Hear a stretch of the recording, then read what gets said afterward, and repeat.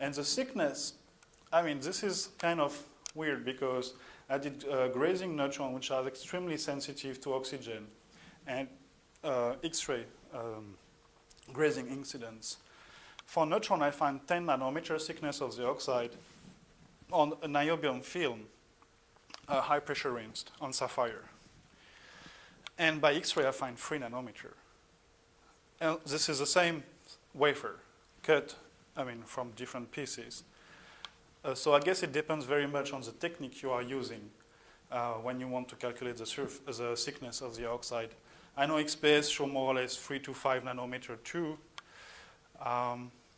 So I mean, this is still a mystery. But it might be that the thickness is thicker than actually what we think it is.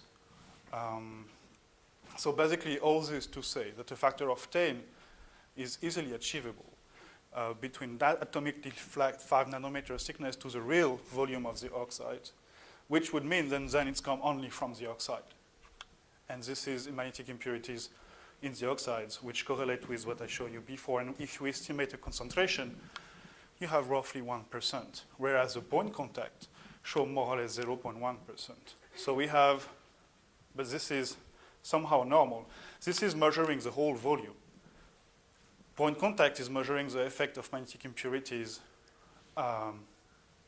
which actually, I mean, the superconductors feel magnetic impurities which are the closest to itself, which means it has to be not in the insulating outside too far from it, but right on the interface. So basically, we will have less impurities felt by the superconductors than there is really, a factor of 10 roughly. And this is Raman spectroscopy that we did on BCP foils here, for instance, and we see strange structures where the Raman intensity signal increased a lot in this supposing, here labeled as rough spot with respect to the smooth spot in blue here. And this is the same on pits in niobium cavities. This is, for instance, a pit, and all this has been done at IIT. When you go across the peak, the intensity of the Raman signal increases a lot and then decreases back in point D here.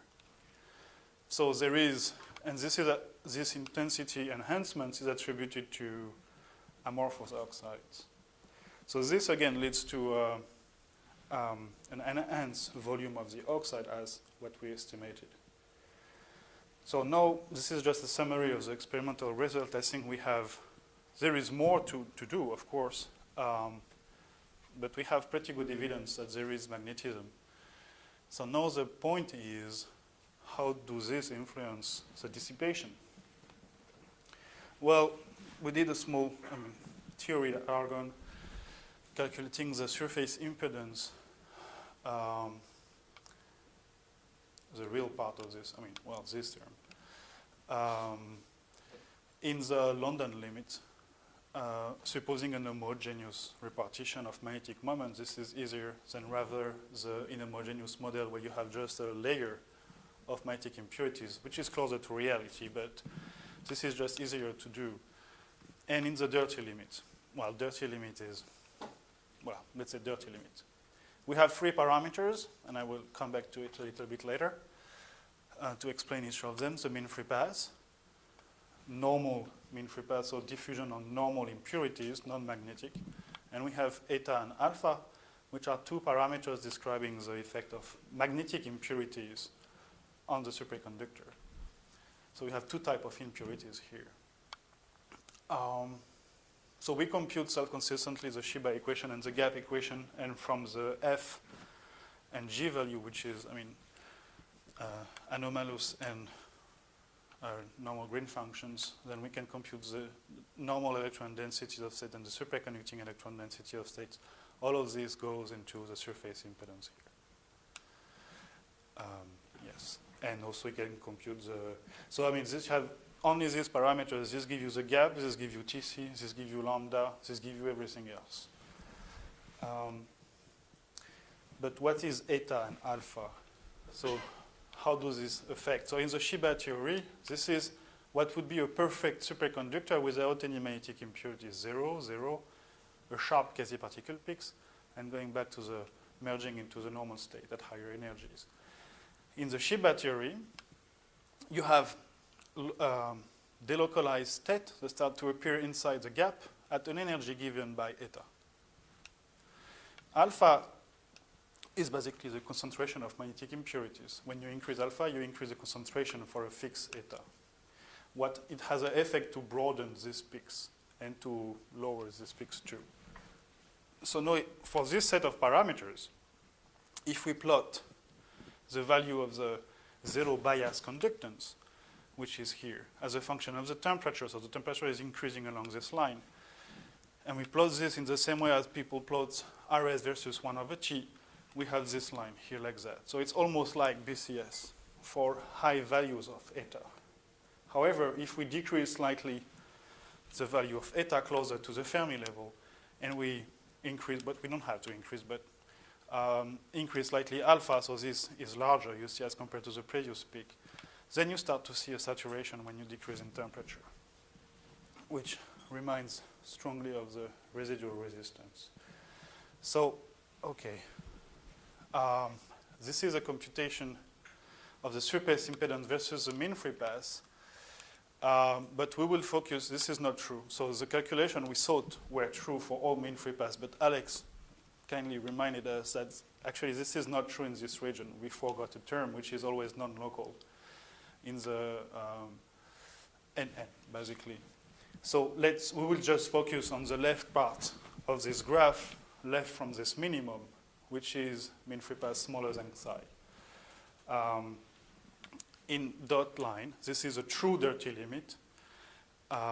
In thick line, this is what we thought was the arbitrary mean free path limit, but this is valid here on this left part. This is not valid on the right part.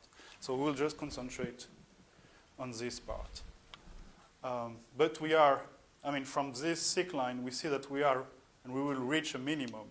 Whether the hard part is slightly shallower has been seen also in BCS. I mean, Matisse and Bardeen have seen it for BCS theory. So now we are redoing all the calculations, summing over the whole impurity later, which is kind of a long process to do. But, I mean, within a month, we will have a correct theory for all mean free paths, or left and right sides. So now we can fit the surface impedance versus 1 over T. This is data given by Gigi. So what they did is, this is the baseline in black always, and the red is after baking at X temperature, and here it is 120, 180, 90, 160. And it fits pretty well. And we can extract some parameters, concentration of magnetic impurities in dot in the squares here versus baking temperature, and delta over KTC on this scale here, which is around squares, versus temperature. So in black is before baking, so the baseline. In red is after baking. We can see that delta over KTC increase after baking. That was found also when fitting with BCS theory. And the concentration of magnetics seems to be increasing pretty monotonely with the baking. The higher you bake, more or less the more magnetic impurities you have. But it's between typically 100 ppm, sorry, not percent, and 200 ppm. We can also plot the mean free path and lambda as a function of the temperature. So here, this is not correct because this is on the right part of this minimum. So it's just to say that on the previous graph, there is two values of the surface resistance that give equally good fits for two different mean free paths, one on the clean limit, one on the dirty limit side. So we don't know exactly what is the clean limit side, but we know what is the dirty limit side values. So this is why these points are high in the clean limit side, but we don't know how high they are exactly. However, on the dirty limit side, we know. So this is a mean free path, and this is in square versus the baking temperature. And here you have a point where it's split. Basically, you have the choice. Or you take the dirty, or you take the clean limit side. So in blue, this is the dirty limit side, and it will look like that, with a peak at 120C. So the highest mean free pass, if we consider only the dirty limit side solution, would be at 120C. If we consider both of them, and once again, these values are not exact. They are much higher than these blue values, but they are not exact. We would have a minimum. And what we noticed is that at this point, 120C, it corresponds exactly to the minimum, I mean, really close to the minimum on the dirty limit side of the surface impedance versus mean free pass. So it looks to us that actually it's a combination of both. We go from the clean to the dirty as we bake more and more. And correspondingly, in dot curve, lambda increase, going to the dirty limit. We find also that after baking, the mean free pass is always reduced, and lambda is always increased. We can estimate a value of the concentration, which is 250 ppm. So this is much less than what I thought before, but this is because it's diluted onto lambda and not just onto few nanometers at the surface. So a more exact model will have to be calculated, which could take into account the inhomogeneous repartition of magnetic impurities, not homogeneous. So this can be seen 250 ppm as an average concentration.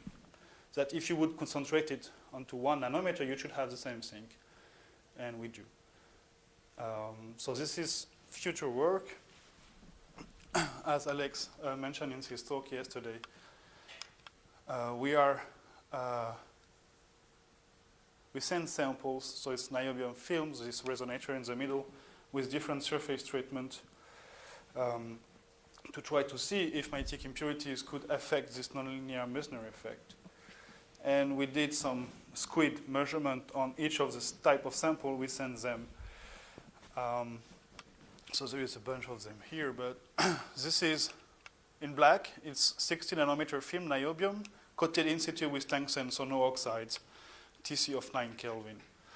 The 30 nanometer is the blue one, so it's thinner, also coated with tungsten, so no oxide. You can see a small bump here. It's probably the proximity effect of the tungsten.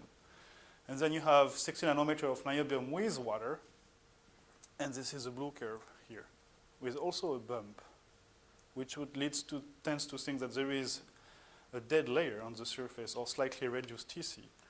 And the 60 nanometer is this purple one, with also a reduced TC here. And you have air, what we have also done, just with air. So the niobium films never saw water. And then we will see how this affects the nonlinear Meissner effect. And that's it. Thank you.